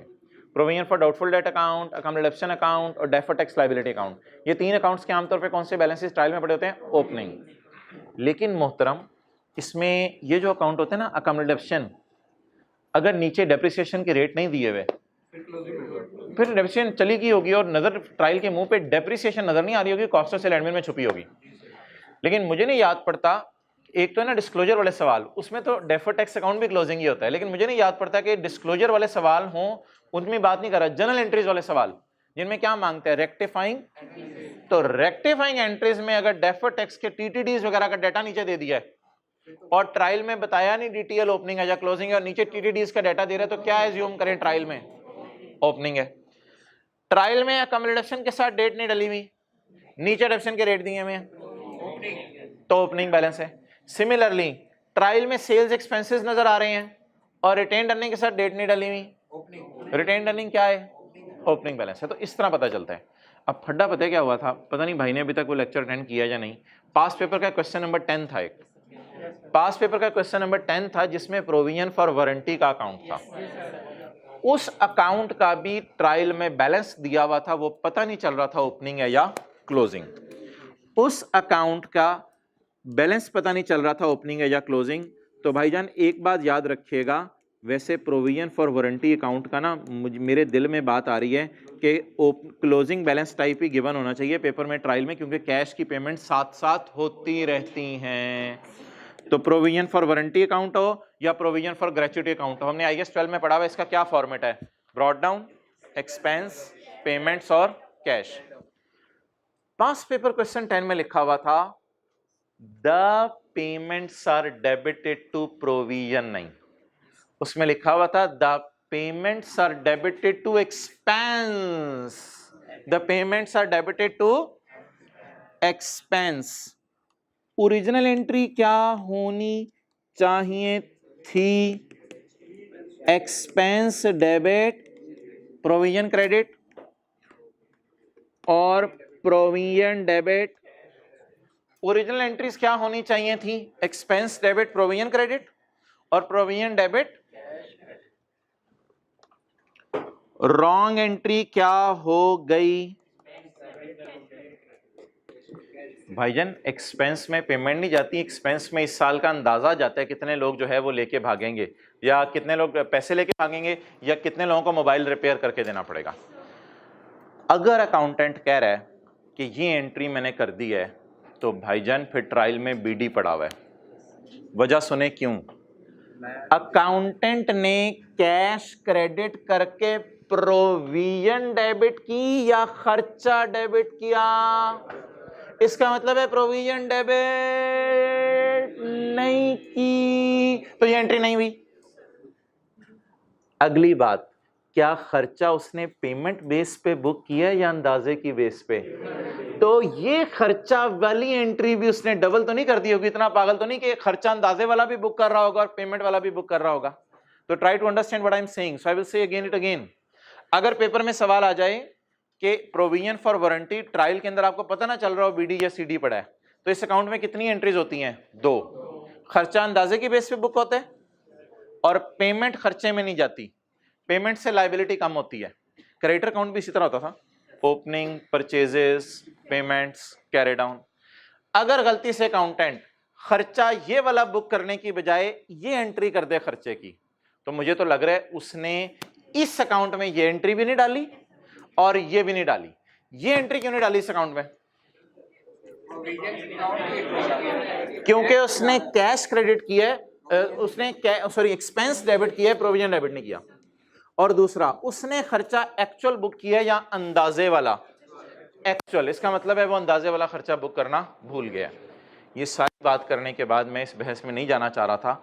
अगर ये बात किसी को ना भी पता चलती और वो गलती से उसको कैरी डाउन ही ले लेता, तो सिर्फ उतने से के मार्क्स कटने थे। एडजस्टमेंट्स अल्लाह का शुक्र है आपने सही पोस्ट कर देनी थी, तो कोई इतनी परेशानी वाली बात नहीं होती। ट्रायल में कोई इक्का दुक्का चीज़ ऐसी हो सकती है जो आपको टफ टाइम दे, no problem at all. Close करें।